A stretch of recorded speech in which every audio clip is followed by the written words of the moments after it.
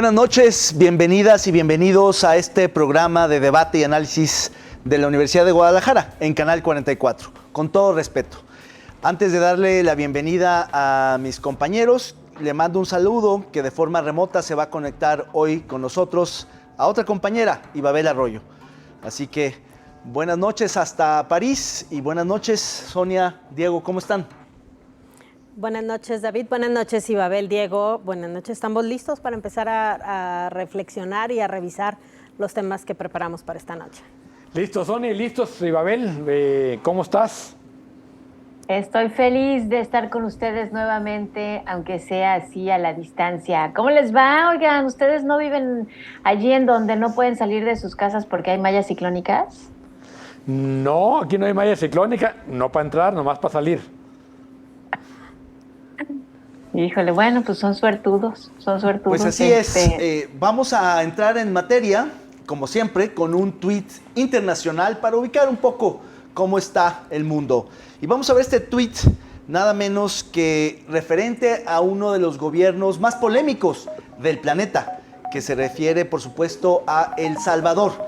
Dice este tuit: el controvertido mandatario puso en marcha la política de guerra contra las pandillas, refiriéndose a Bukele, el presidente salvadoreño, y efectivamente él ha anunciado que se acabó el crimen violento en su país.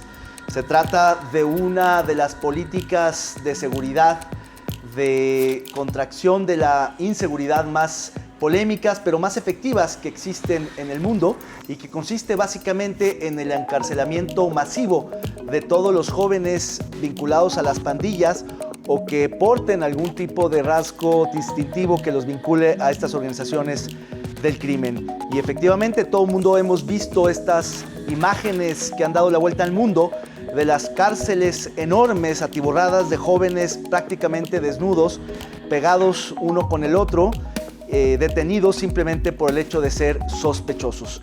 Es un caso muy polémico y es el que queremos hoy discutir. Tú, Diego, ¿cómo ves este caso? Me parece que el gran riesgo de este tipo de notas es que se vuelve atractivo la oferta de una política de represión de esa magnitud.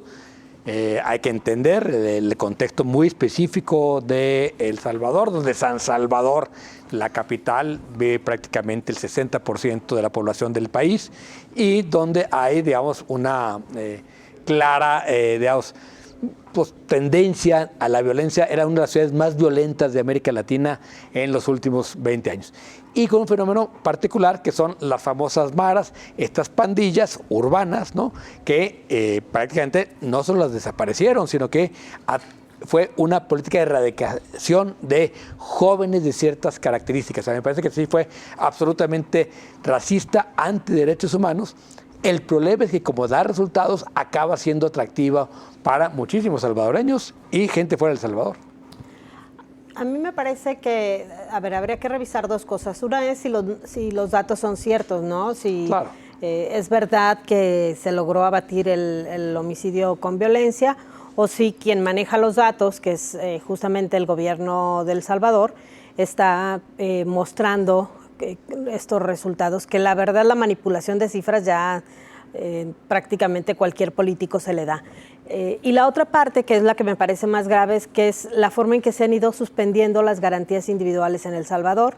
La suspensión de derechos humanos es algo gravísimo, me parece, de parte de cualquier gobierno, sin importar la ideología de la que haya surgido.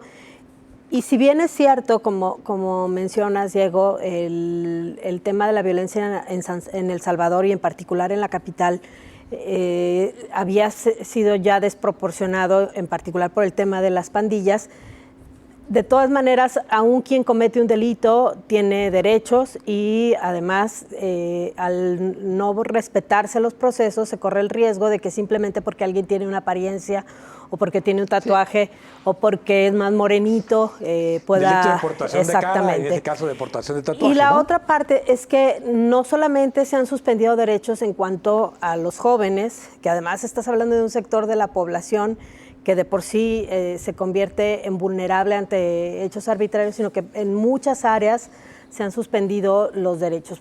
Por ejemplo, se ha desdibujado la división de poderes en El Salvador. Prácticamente se hace lo que dice el presidente, no sé si le suene a que suceda en otro lugar. E incluso en el tema de la comunicación hay una manipulación de la información terrible, al grado tal, bueno, recordemos lo que le pasó a Daniel Lizárraga, que fue nombrado jefe de información de El Faro, claro. Y cuando se le vence el primer permiso para estar en El Salvador, lo expulsan, van por él prácticamente de noche a su casa, sí. Y lo sacan del país. Y lo mandan de regreso a México. Carlos Dada, el director del Faro, y el resto del equipo están trabajando desde el extranjero. No hay posibilidades de hacer periodismo en El Salvador. Entonces, la suspensión de derechos es muy grave. Vamos con Ibabel. Allá nos conectamos hasta París. ¿Cómo ves las cosas desde allá? Bueno, pues igual las veo que ustedes allá, también veo hacia El Salvador a lo lejos, y tiene mucha razón Sonia cuando dice que es el gobierno de El Salvador el que maneja las cifras, pero además hay algo que hay que hacer notar, que cuando Bukele sale a presumir que lleva 365 días, es decir, el término de un año sin homicidios, no nos está diciendo que no son días consecutivos, no, pues así también en México juntamos 365 pues no, días. No está fácil. A lo mejor desde principios del siglo sí.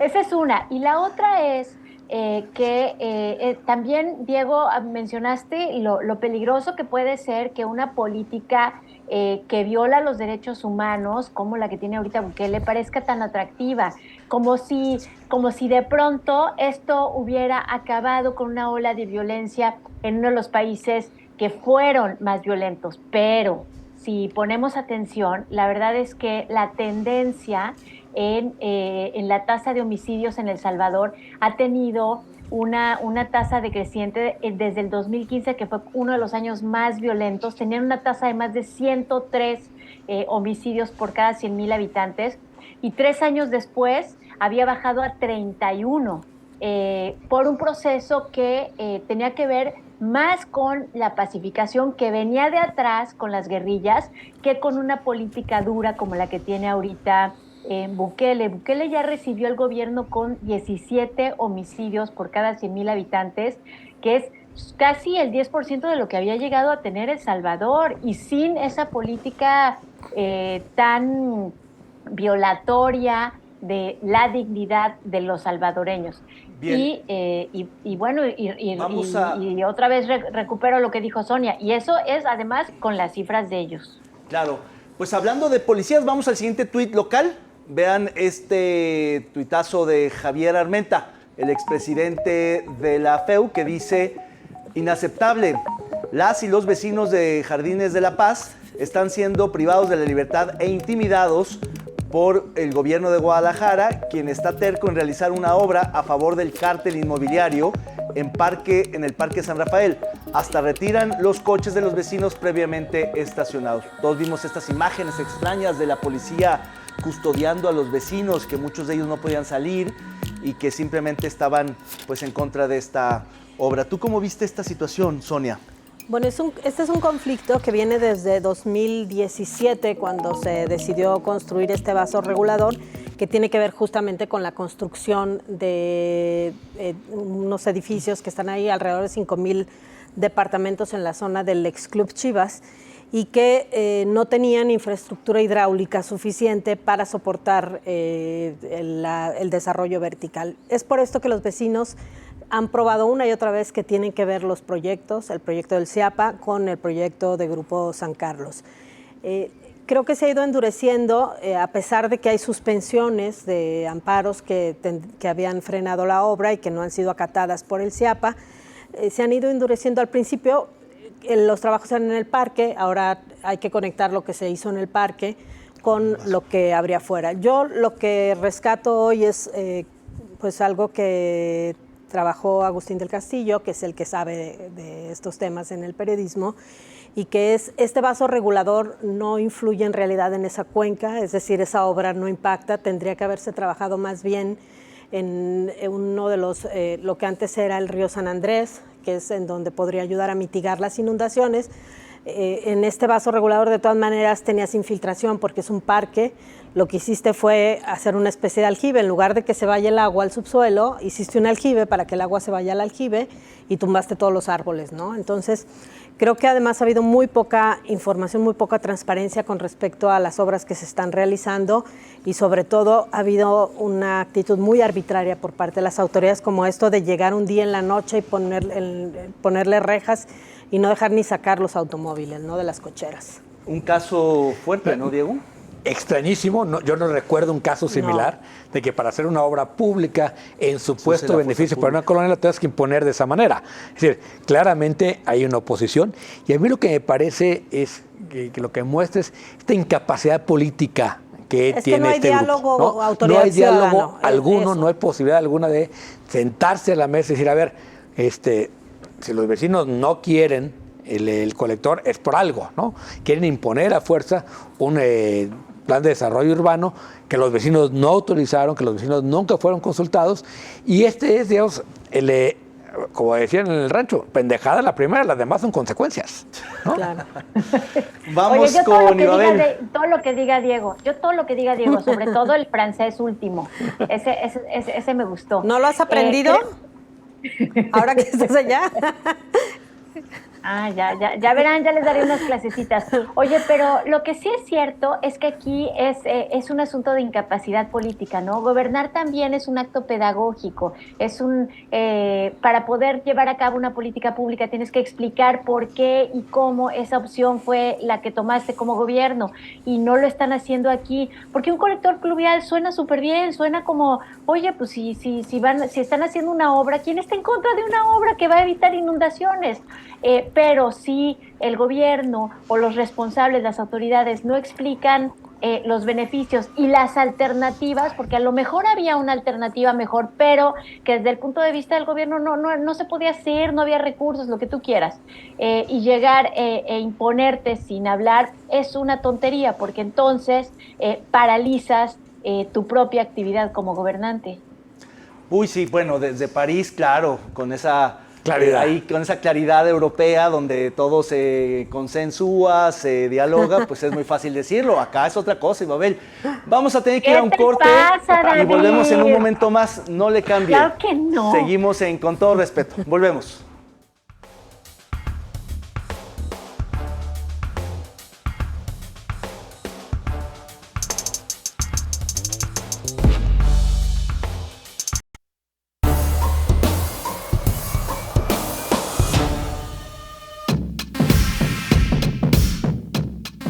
Migración al tope. Las fronteras de México con Estados Unidos se han convertido en el hogar momentáneo de más de 50,000 personas que buscan pisar suelo estadounidense. Al concluir el título 42, donde se levantan las restricciones de COVID, que comenzó en la pandemia. Sin embargo, la crisis humanitaria es vista como un tema de seguridad nacional para el presidente López Obrador, que dispuso más elementos de la Guardia Nacional y más recursos para el Instituto Nacional de Migración. Bueno, así es, terminó la vigencia del llamado título 42 el pasado 12 de mayo y con esto pues resurge esta esperanza de muchos migrantes de que ahora sí podrían ingresar o tener más facilidades para ingresar legalmente a Estados Unidos, aunque en realidad las restricciones simplemente cambian a otra forma legal en Estados Unidos. Esto ha llevado pues obviamente a una gran concentración de personas en tránsito en la frontera con nuestro país y se suma a esta crisis del cierre de las estaciones migratorias, Diego. Sí, a ver, una crisis más en materia migratoria, ha sido, creo que uno de los cocos de este gobierno, en parte por las contradicciones entre el discurso y la práctica. Empezó siendo un gobierno que invitó, hay que recordarlo, a todos los centroamericanos a venir a México, chamba. ¿no? Les ofreció chamba y luego acabó cerrando la frontera con la Guardia Nacional. Esta crisis a raíz del 12 de mayo, creo que tiene mucho que ver con grupos que difundieron información falsa de que al caerse el título 42 iba a haber opciones de paso, ¿no? Cuando claramente no era así. Y la otra es que deja a México otra vez en una posición muy endeble, porque por un lado, la gran, digamos, manotazo de Marcelo Ebrard es decir que no pueden admitir más de 1,000 repatriados o de refugiados al día. Es decir, todos los que regresen a Estados Unidos, 1,000 diarios. Estamos hablando de 360,000 al año, ¿no? Que es una verdadera locura. Estos 50,000, sí, es importante, pero no te hace una crisis. ¿Sí? 50,000 es el Estadio Jalisco, repartido en 10, 20 ciudades de la frontera. Es mucho, pero no te hace una crisis. La crisis te la genera lo que te están regresando todos los días de Estados Unidos, que son de todo tipo de nacionalidades. Bueno, habría que preguntarle a los alcaldes y a la población de las ciudades fronterizas, que ellos están absolutamente convencidos de que hay una crisis brutal, porque efectivamente las condiciones en las que están los migrantes que apenas van y los que regresan, pues son en algunos casos inhumanas. Decía un relator de Naciones Unidas que ni siquiera en algunos casos hay condiciones de los campos de refugiados que existen en Sudán o en otros países, como están durmiendo muchos de los migrantes en las calles de todas estas ciudades fronterizas. A mí lo que me parece que agrava la situación es que además de la política migratoria errática del gobierno mexicano, que efectivamente cambió en 180 grados, del bienvenidos, les ofrecemos trabajo, al no son bienvenidos, los dejamos sin que puedan cruzar la frontera sur, es que también Estados Unidos ha rigidizado su política exterior migratoria y ahora obligó a México a aceptar a todos los que saca del país que no necesariamente son mexicanos. Es decir, nunca se había visto en la historia del mundo que un país que expulsa migrantes ilegales los mande parejo de cualquier nacionalidad a un tercer país seguro. No son ilegales, nada más. Bueno, sí. Indocumentados, que los mande a México. Es decir, están llegando a México haitianos, venezolanos, ecuatorianos, venezolanos, colombianos, centroamericanos. Con la lógica de que y lo de regresa, aquí a que México lo regrese. Yo te regreso por la frontera que entras, ¿no? Claro, esa es la lógica, digamos, de Estados Unidos. Lo cual no les consta, porque, claro, es obvio que sí, pero... Y por otro lado, a ver, lo que yo digo es que el gobierno sí podría afrontar una situación humanitaria de 50,000 personas. Sí, me parece que hay una falta de voluntad política enorme, pero bueno, Ibabel tendrá algo que decirnos. Ay, no. Cada vez que dices algo inteligente me pasan la palabra cuando yo ya estoy diciendo, no, todo lo que diga Diego tiene toda la razón. Porque ¿ves? Yo también creo que creamos un problema en donde no lo hay. La verdad es que 50,000 personas no es una crisis para un país como el nuestro, y yo diría que incluso 360,000 tampoco. Lo que pasa es que David tiene razón, si todos los juntas el mismo día o en un periodo de tiempo corto en una sola ciudad fronteriza, pues tienes un problema de servicios y atención, por supuesto, pero eso es porque le estamos haciendo la tarea o estamos haciéndole, sí, el trabajo sucio a Estados Unidos. Fíjense, tú estabas contando lo de los 1,000 regresados al día, pero los que detenemos, que vienen de la frontera sur, y digo detenemos porque eso es lo que hacen las autoridades de migración. No es que los registren, no, los detienen, y lo vimos hace unas semanas con el trágico suceso de el centro que tuvo un incendio. Detenemos a más de 300,000 personas que vienen de la frontera sur cada año. Eso es 3 veces más que los detenidos que tenemos en México por haber sido acusados de un delito, y decenas de veces más que los que tenemos acusados de homicidio. Efectivamente, para el gobierno mexicano es un asunto de seguridad nacional. O sea, tiene a la Guardia Nacional deteniendo a migrantes en lugar de tener a la Guardia Nacional y a las autoridades de seguridad combatiendo los crímenes en México. La verdad es que el asunto de la migración no tendría por qué ser un problema tan grave. Ahora, hay otro asunto, nada más antes de regresarles la palabra. Otra de las cosas que me llama la atención es la poca empatía que estamos teniendo como mexicanos frente a esto. Estaba leyendo el otro día cómo, y ustedes lo ven en sus propios periódicos, cada vez que se publica un tema de migración, estas historias terribles que leemos, no solo las del incendio, sino historias personales, dramáticas, de abuelas, mujeres embarazadas, etcétera, cada vez que se publica algo así, no hay clics en los periódicos. O sea, eso a nadie le interesa en México, y por eso el gobierno mexicano puede hacer el trabajo sucio a Estados Unidos. Sí, nadie lo quiere ver, ¿no? Y yo creo que tiene razón estos sonidos. Y ahora se estableció un mecanismo en el que se supone que las personas en tránsito tendrán que hacer un trámite formal en una aplicación, lo cual en las condiciones en que viven se vuelve prácticamente imposible. Entonces, si México se va a convertir en el espacio territorial en donde se van a quedar a hacer ese trámite, por supuesto que no va a poder avanzar ni salir de esto. ¿Y cuánto ¿no? dejan dinero, Oigan.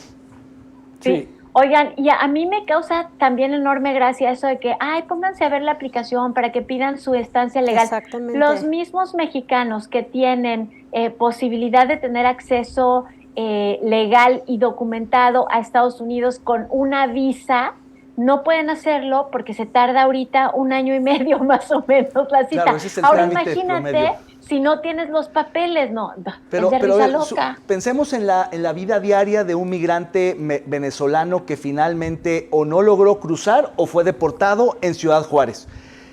¿De qué vive? ¿Dónde duerme? ¿Dónde se baña? ¿Dónde va a hacer sus necesidades? ¿Qué hace durante el día? Claro. Es muy trágico. Pero a ver, los gobiernos locales mexicanos de la frontera y la segunda franja, no solamente los que hacen, digamos, límites, sino unos abajo, porque, digamos, es una franja de muchos más municipios, tienen un problema gravísimo, incluso de dónde colocarlos, como el que vive Tapachula, un lugar tan y es un pequeño problema creado. que es claro, el primer pero no punto tenemos de un llegada, ejército ¿no? experto en crear planes DN3, ¿no? O sea, el ejército podría atender perfectamente esa situación de emergencia. Justamente ¿no? para el ejército. Claro, ¿no? Claro. Pero además una cosa es el problema del tránsito, o sea, de personas en tránsitos, y otra cosa es el problema de la aglomeración de personas que están en condiciones vulnerables de vivienda, de servicio, de alimentación y de trabajo. Y ese problema no está si el gobierno no los detiene o si el gobierno norteamericano no los regresa a una ciudad para que ahí esperen. Ese problema es un problema creado. El del tránsito no es problema. Sí, porque, a ver, si tú metes a 1,000 personas diarias en un país de 120 millones, no se notan. Pero depende, es que la localización yo sí creo que puede impactar. Si las dispersaras en el territorio nacional, en toda la ciudad... Pero entonces tendrías que tener una política que es de la que absorción. marcaba de decir, oye, te voy a dar un permiso provisional de estancia en México con el cual vas a poder trabajar, porque además tienes que vivir de algo, pero si no los dejas trabajar, entonces justamente la pregunta es Claro, de qué van a vivir mientras estén en territorio. Es un círculo vicioso Sí. en detrimento de la calidad de vida de las personas, porque en la medida en que haya ese tipo de permisos de tránsito, de trabajo, de lo que sea, temporales, de refugios, de lugares de campamento, existe la percepción de que entonces se van a quedar, como de hecho ocurre en otros casos, que ni modo, pues es parte de lo que pero tendrías que así asumir. funciona el planeta. Exacto. Sí, claro, o sea, a ver. Si No pasa encuentras nada. condiciones para quedarte, encuentras trabajo, puedes estudiar, o Perfecto. ¿qué tiene de pues, malo que te quedes? Para eso es el mundo, ¿no? Para vivirlo. Exactamente. ¿no? Claro, pero el Y gobierno además mexicano la no ha asumido economía esa y posibilidad, ese la es el tema. economía A no mí es- se beneficia muchísimo. Claro, además la economía no es como una institución abstracta, o sea, finalmente son personas, estas personas en cuanto empiezan a trabajar generan, e incluso antes de empezar a trabajar ya están consumiendo No, a ver, refrescos, tortas o lo que haya, y eso mueve dejan cosas. dependiendo del tiempo que tardan en México, pero nada más en mordidas, más o menos $5,000. Sí, bueno, Nada más en mordidas. Coyote Claro. Calcula otros 10,000 para vivir, ¿no? En promedio, es lo Y que se ha ahora, calculado. las Que cada uno en su paso concentraciones, por México deja $15,000. Las concentraciones también tienen que ver con el tema de la inseguridad. Se juntan o se han dado rebaño para exactamente. cuidarse. Exactamente. Bueno, y tenemos que cambiar de tema. Vamos ahora al resbalón, este cartón del general Luis Crescencio Sandoval.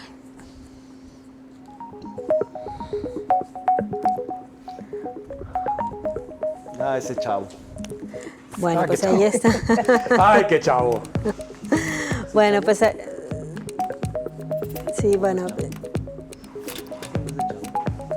Bueno, el Departamento oye, Verde, ¿no? Ahora es el Departamento Verde. Exactamente. Es, bueno, pues esta investigación sobre de Mexicanos contra la Corrupción, del área de periodismo de Mexicanos contra la Corrupción, sobre el departamento que agarró en una barata ahí Luis Crescencio Sandoval. Pero una gran barata, 22,000 pesos metro. Bueno, aunque nosotros a ver si tampoco lo encuentras en podríamos Santa comprar así de Tere a barato. 22,000 pesos metro. Una alfombra será, porque No, ni siquiera o sea, un depa. No, y en la Seattle menos, ¿no? No hay. ¿No? 22,000 pesos metro no te cuesta el terreno. Exacto. En una zona más o menos de las de alta Y además, bueno, pues todo lo que ha rodeado últimamente la vida de lujos de Luis Crescencio y su pues, familia. No le gusta la austeridad como el presidente, pues. Claro. Y lo otro es el tema de que quien le vende es un proveedor, que además es una mujer que es hija de otro militar y bueno. Retirado. Pues Otra vez. Muy común eso en el ejército, que los negocios se hacían entre ellos. El problema es que cuando les cuadruplicas, quintuplicas el presupuesto, la corrupción se hace mucho más evidente de lo que ya era. Claro, y lo peor es que otra vez los militares tienen un régimen aparte, paralelo, claro. Y por tanto es muy difícil llamarlos a cuentas. Y no hay transparencia, además. No. Ahora, esta idea, a ver qué nos dice Babel, pero de que el que manda ahora en el país es Luis Crescencio y no López Obrador, es algo que han estado repite y empieza a minar al presidente. Unos segundos, porque tenemos que ir a pausa, Babel. Ok, todo lo que diga Diego está bien. No, falto. Bueno, vamos a pausa, regresamos.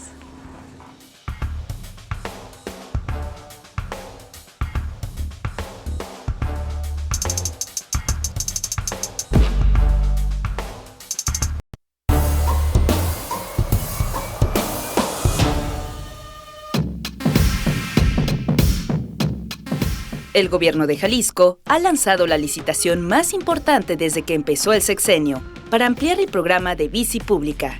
Se trata de un proyecto para crecer 60 estaciones más en la red. Sin embargo, ha quedado documentada la falta de mantenimiento tanto de las bicicletas como de las ciclovías.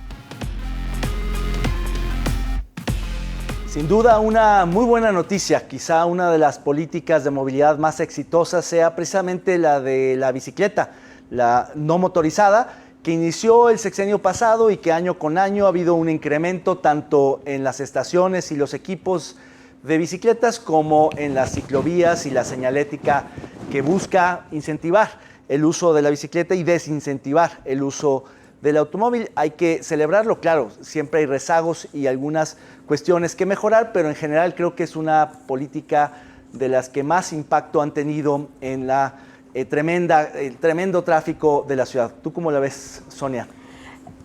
Sí, es muy importante, por supuesto. A mí me parece que es de una gran decisión. No es cierto que ha crecido tanto, ese es el problema.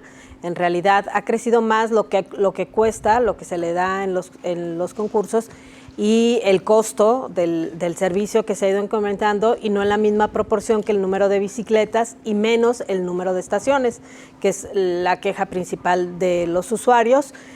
Prácticamente 1 o 2 kilómetros más allá de la calzada ya no se puede encontrar una estación de Mi Bici cuando se supone que es una zona de la ciudad que seguramente la utilizaría más. Se ha vuelto el programa de Mi Bici Pública una especie de privilegio para ciertas zonas del área metropolitana de Guadalajara, así que a mí sí me parece que es una gran noticia. Sí es cierto que se va a ampliar el número de estaciones, ojalá que no sea en el mismo territorio en el que ya están las estaciones, sino que esto signifique que se amplíen hacia otras zonas, hacia el oriente, hacia el poniente, en una zona de Zapopan de menores recursos, seguramente también hacia Tonalá, sería interesante, y en Tlaquepaque que se pudiera contar con el servicio.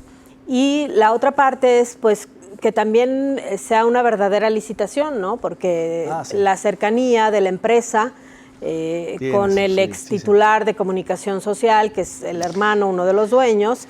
Bécate. Exactamente. Delgado. Exactamente, de Carlos Delgado. Tendría que, me parece, que revisarse. Ahora, si la empresa es la única que cumple los requisitos, está bien, es la que ha prestado el servicio, pero sí tendría, me parece, que haber más transparencia en la licitación. Pero yo creo, a ver, me parece muy bien que lo crezca, pero justamente yo estaba escribiendo para mañana, no podemos normalizar la caída de calidad del servicio que tiene la bici pública. Es decir, me parece que empezó como uno de los mejores programas de México, sin duda el mejor de México, y uno de los mejores de América Latina, ¿no? O sea, es un programa extraordinario, la calidad de la bicicleta, la calidad de las estaciones, pero el mantenimiento se ha caído terriblemente en los últimos 2 años. Sí, yo creo que ahí hay un foco de atención, porque si las bicicletas no funcionan o empiezan a dar problemas, la gente la va a dejar de usar.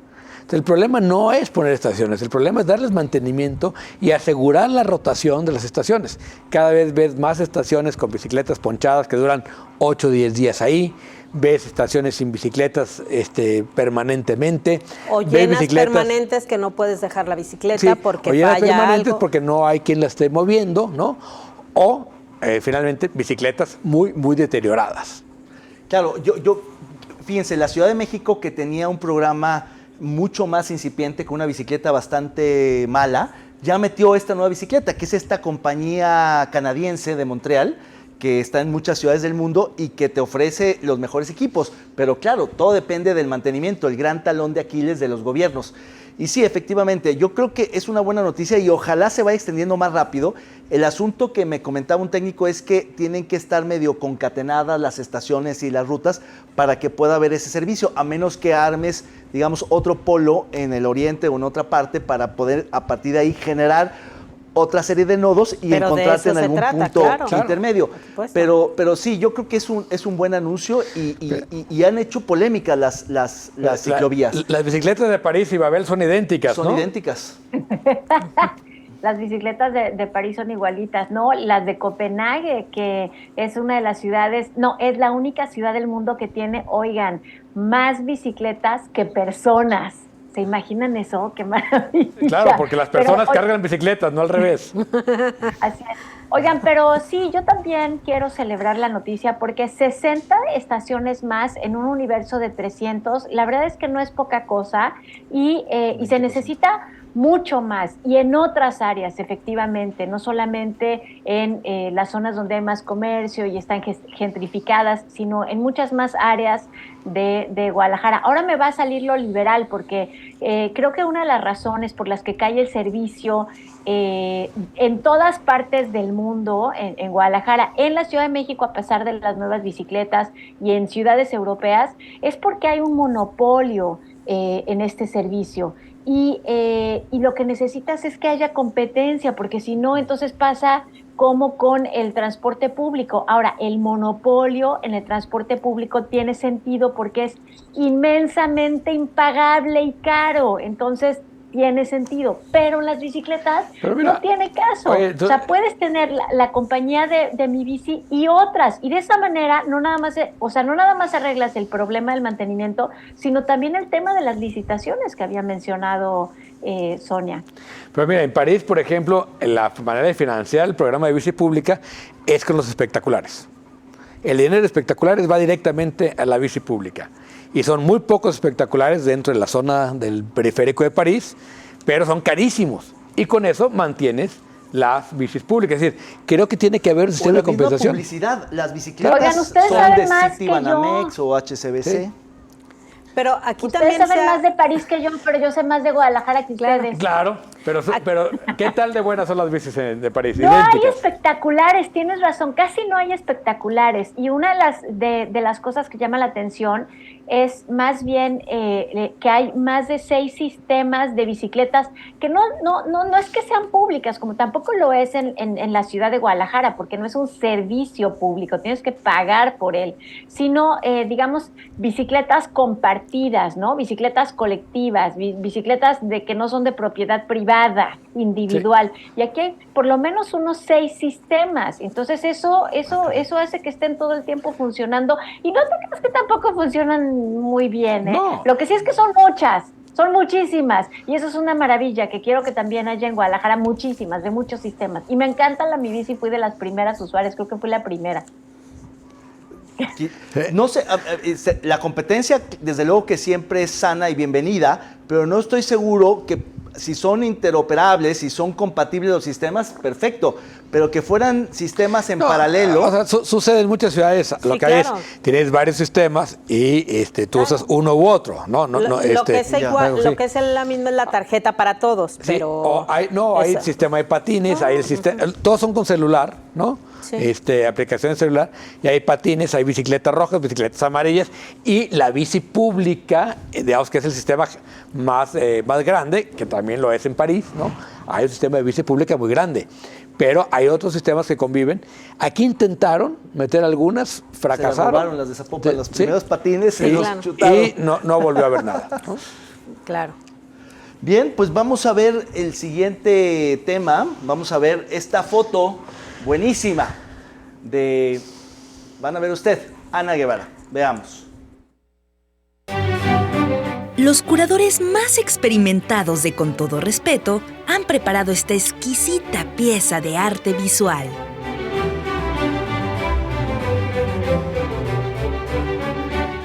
Usted, póngale el nombre.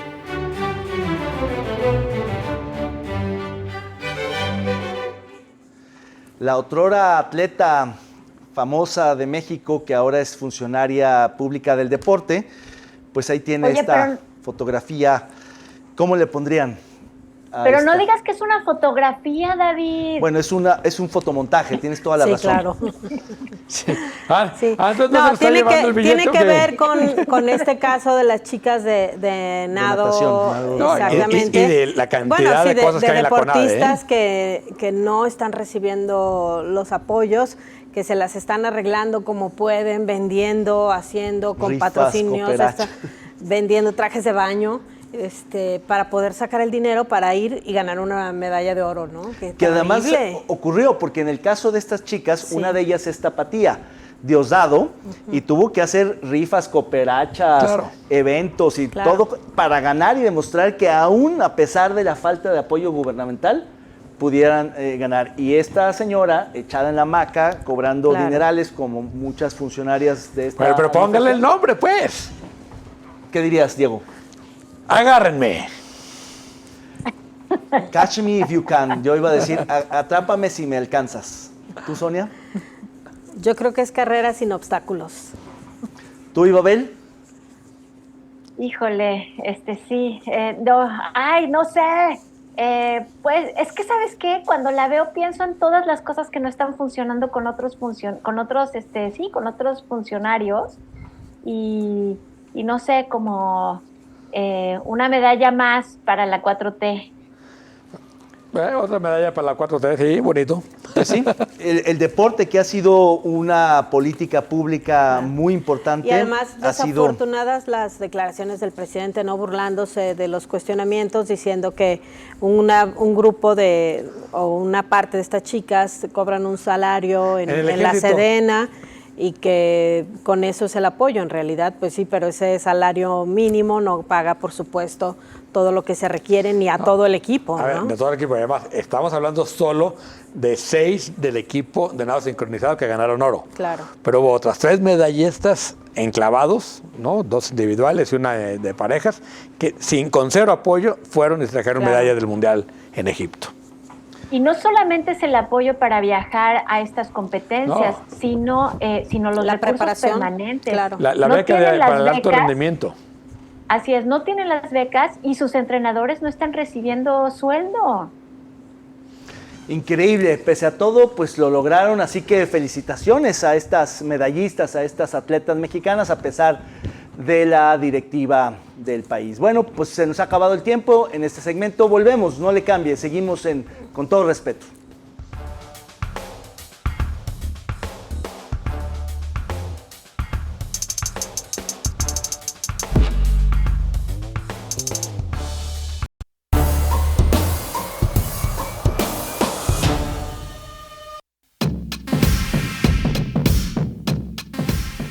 Desde hace un par de semanas que el canciller Marcelo Ebrard empieza a mostrarse descontento con adelantar el método de selección de la candidatura presidencial de Morena.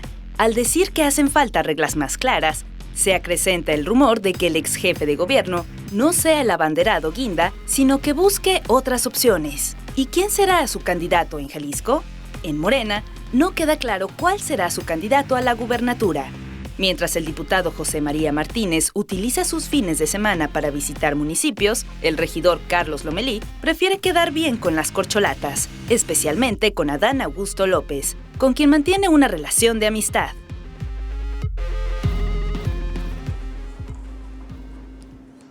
Bueno, pues este ambiente que casi siempre se da previo a la selección de los aspirantes, a la definición de las reglas, cuando todos sabemos que, bueno, pues el voto más importante o la decisión importante la tendrá el presidente, ¿no? David, creo que ha habido incertidumbre prácticamente entre todos los que se han movido en Morena, pero es claro que mientras el presidente no tome una decisión, así seguirán las cosas. La única que no ha protestado hasta ahora es Claudia Sheinbaum. Claro, ni tampoco el secretario de Gobernación, Adán Augusto, pero ciertamente el problema de Morena es justamente que es un movimiento y no tanto un partido. Claro. Y además es un movimiento centrado en una persona y no en un colectivo de liderazgos. Eso hace que efectivamente la decisión recaiga en el presidente de la República, pero con dificultades, porque ciertamente pues hay muchos jaloneos, y como está más o menos claro en la opinión pública que Morena va a refrendar su triunfo en el 24, en la elección presidencial, existe una suerte de tapadismo como el que habíamos ya superado, donde quien importa es el candidato del oficialismo, no tanto de las oposiciones. Y en ese sentido, pues la lucha además está entre quienes realmente tienen oportunidades. Por eso podemos descartar a Ricardo Monreal o a Fernández de Noroña, que son botargas electorales. Oye, que está arriba de Adán Augusto en varias encuestas, ¿eh? Sí, entonces realmente la competencia está entre dos, entre Claudia Sheinbaum y Marcelo Ebrard. Pero la cargada ha sido tan evidente con Claudia Sheinbaum que de los 22 gobernadores de Morena, creo que 18 están con la jefa de gobierno, y eso ha obligado a Ebrard a anticipar su salida, dejando ir a varios de sus colaboradores que ya están de tiempo completo en la campaña, y exigirle al presidente de Morena, quien por cierto era de su equipo y lo traicionó, que llame al terreno a todos y fije mínimas reglas del juego, y mientras pasa cada día, pues es peor para Marcelo Ebrard y claro, favorece a Claudia. Yo creo que cuando el presidente habla de adelantar los tiempos, Marcelo se dio cuenta que estaba en una trampa, ¿no? Que ya no había manera de ganar esa por la vía, digamos, simplemente de seguir haciendo una campaña para los ojos del presidente. La única opción que tiene Marcelo es ganar en las encuestas, y no está ganando. Es decir, salvo en la de Gea Isa, donde aparece un poquito arriba Marcelo de Claudia, en todas las demás yo he visto a Claudia que se va despegando de verdad. Y eso va generando la sensación de que ya está decidido. Es decir, lo que ha hecho muy bien, no sé si Claudia, no sé si el presidente, no sé si el presidente de Morena, es generar la sensación de que ya está decidido y que las encuestas y el presidente tienen una misma favorita, que es Claudia. Yo creo que todavía falta. El presidente sabe que entre más prolongue la decisión, más factores externos pueden influir en la decisión, ¿no? Y que entre más pronto tome la decisión, mejor controla la decisión. Y Babel. Oigan, a mí me parece que estamos en una lógica esquizofrénica con el proceso interno de Morena, porque por un lado vemos a estos aspirantes que como Marcelo Ebrard piden reglas claras, quieren que sí se tomen en cuenta las encuestas, pero además con ciertas características. Otros que dicen, no, bueno, nos tenemos que esperar a que el pueblo decida. Y al mismo tiempo, como bien dijiste, Sonia, todo mundo sabe quién es el que va a decidir. Pero además, no solamente se sabe, sino que es algo que está bien visto por Morena. O sea, si el presidente tiene un poder tan grande por todas las canicas que tiene como titular del Ejecutivo, bueno, ese poder palidece frente a la influencia y el mando que tiene adentro de Morena. Entonces, si esto es aceptado y es bien visto y Monreal dice, bueno, no, yo quiero participar con unas reglas, pero lo que diga el presidente está bien, bueno, pues entonces, ¿por qué están en contra Yo del estoy dedazo aquí si por todo él? el mundo lo sabe? Oye, pero además, entonces, ¿sabes claro. qué? Que lo acepten, que es el presidente Claro. y que se dejen de cuentos, porque además a ellos les vendría muy bien, porque además el presidente en Morena representa al pueblo. Entonces, si dicen que el pueblo va a decidir, bueno, pues es Andrés Manuel López Obrador. ¿Quién mejor ¿Sabes para qué? interpretar Ninguno al va a estar pueblo? en contra de eso, porque les Claro. encanta la idea de que sea el presidente. Claro, o sea, ¿quién mejor para interpretar al pueblo que el propio presidente, que es la encarnación del pueblo? ¿no? Bueno, pero también Ama al está el pueblo. tema de Jalisco, ¿no? ¿Quién va a ser el candidato en Jalisco? Carlos Lomelí, que había tenido el control más o menos de lo que sucedía en Morena y de las designaciones de Morena sobre todo, o José María Martínez, panista de ultraderecha que llegó a Morena y pues que empezó también a fijar reglas. A ver, yo creo que el candidato o candidata de Morena al gobierno del estado de Jalisco va a depender del pacto que tienen el gobernador Alfaro con el secretario de Gobernación y el propio presidente López Obrador, en el sentido de que inicialmente se había acordado que Movimiento Ciudadano no fuera en la alianza opositora con el PRI y con el PAN, a cambio de que se respetara para Movimiento Ciudadano Jalisco. Pero ninguno de los dos le va a hacer ruido, así que eso no importa. Claro, Pero es que- todo es especulación, ¿eh? O sea, todo eso que se dice son especulaciones, Sí. que pues, está muy bien que especulemos.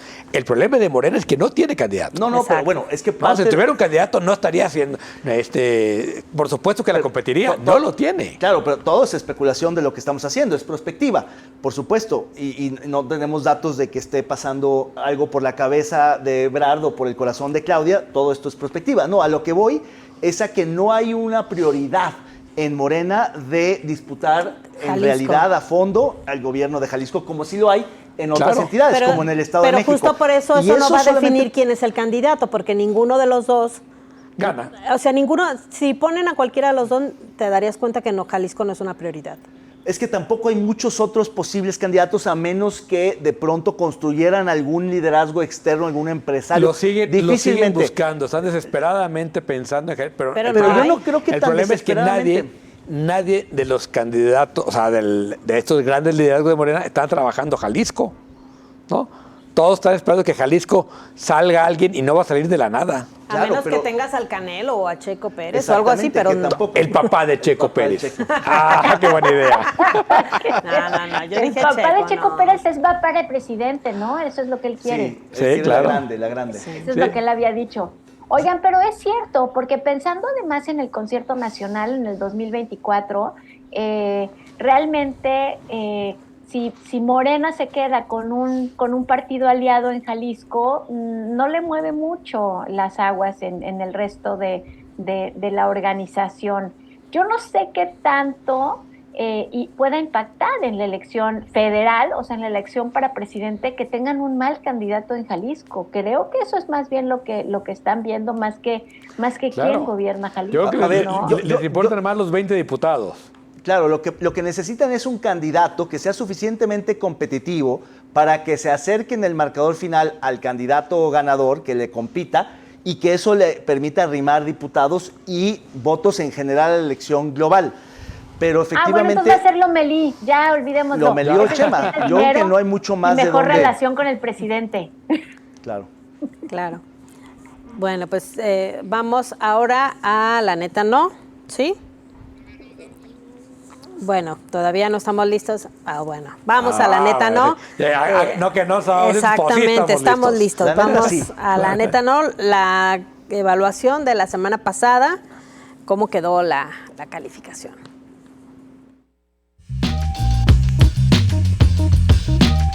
El premio La Neta No para lo más lamentable de la política y el servicio público de esta semana es para Loretta Ortiz y Yasmín Esquivel, ministras de la Suprema Corte de Justicia de la Nación, supeditadas a la 4T y olvidando su deber ante la nación. ¡Enhorabuena! Otra medalla en nado sincronizado. Exactamente. Nado mejor sincronizado, pero ella oro. sí con muchos apoyos y recursos, ciertamente. Sí, hasta las el discurso ministras les así, hicieron. Hasta discurso les hicieron. Por supuesto. Bueno, vamos entonces a los nominados de esta semana. Empezamos con Ibabel. ¿Qué te parece, Ibabel? ¿Quién sería tu nominado? Porque además me quedé con las ganas de hablar sobre la Suprema Corte y esta nueva idea disparatada de elegir a los ministros con voto popular, o la consulta popular que ahora está planteando el líder de la bancada federal en Morena, para que el pueblo decida si el pueblo quiere que el pueblo elija a los ministros. Entonces, por lo tanto, el líder de Morena en la Cámara de Diputados es mi nominado. Mier. Ignacio Mier. Ignacio Mier. Así es. Perfecto. Gracias. Muy Se bien. me había olvidado su nombre. Diego. No, otro escándalo que salió esta semana es la del Instituto para Devolver al Pueblo lo Robado, que ya parece que listo para robarle al pueblo lo devolvido, ¿ah? Lo devuelto. Lo devuelto. Ahí va bonito lo devolvido. Lo devolvido. Y ese señor se llama Ernesto Prieto, el nuevo, después de la renuncia de Jaime Cárdenas, que cuando vio el desastre de ese instituto dijo, yo me voy.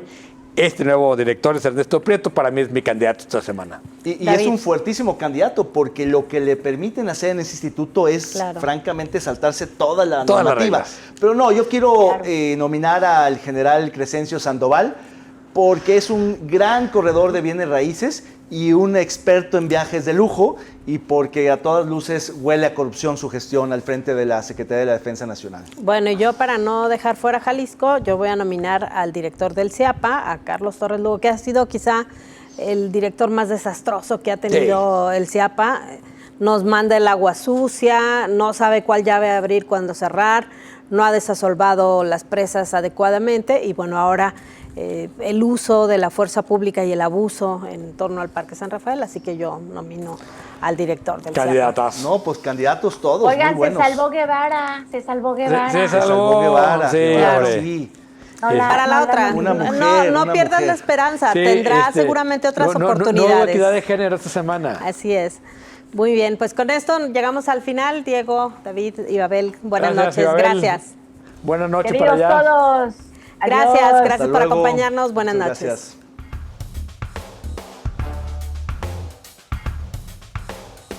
¡Hasta liberar!